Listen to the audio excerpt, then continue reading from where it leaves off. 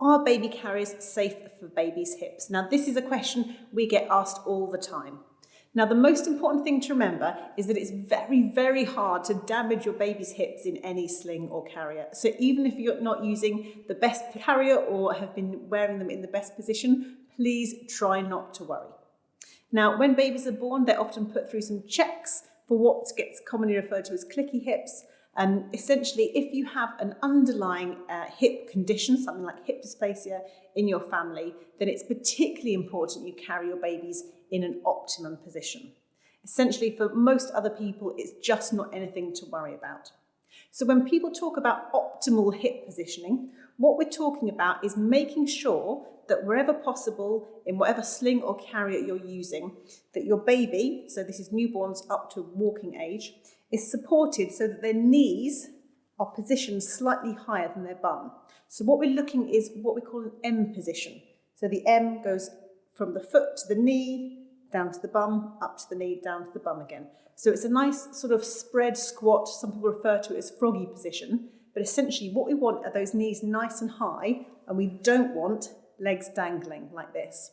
Now, you will see lots of babies in carriers with their legs dangling because lots of inexpensive and carriers that have been around for a long time have these very narrow bases where babies' legs are dangling. So the two issues with that is that number one, it's not the ideal position for your babies to be developing healthy hips. This ideal M position is the ideal position for babies' hip joints, which aren't yet fused when they're born, to settle into the correct position. Now, the legs hanging down position looks a bit more normal. It looks like how an adult would stand, but baby skeletons are not like adults, and we do need to treat them quite differently. So in a wrap, this M position is really quite easy to achieve because you can spread the fabric nice and wide from one knee pit to the other and make sure the whole of their lower body is really well supported.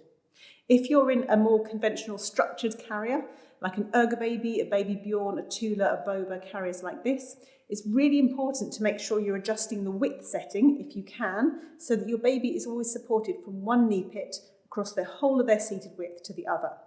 Now, if you're in a carrier like a Baby Bjorn Mini or Classic, or some Infantino or Chico carriers, you may find that your baby's knees are getting further apart than the width of the carrier quite soon. Now, at that point, the carrier is no longer optimal, so it's no longer ideal for your baby. And you're also likely to start to feel your baby's weight more on your back, because if your baby's legs are dangling like this, a lot of their weight is pulling away and down and putting a strain on your back, so you have to lean back to compensate. So it's another reason why at that stage it's a good time to size up, because remember, the upper limit on the box of your baby carrier is not always going to be completely realistic. Now, if you have got a more adjustable carrier, just remember to check for those markers on the bottom and make sure that you're growing and extending the size of the carrier to suit your baby. So overall, the hip thing is not something you need to worry about.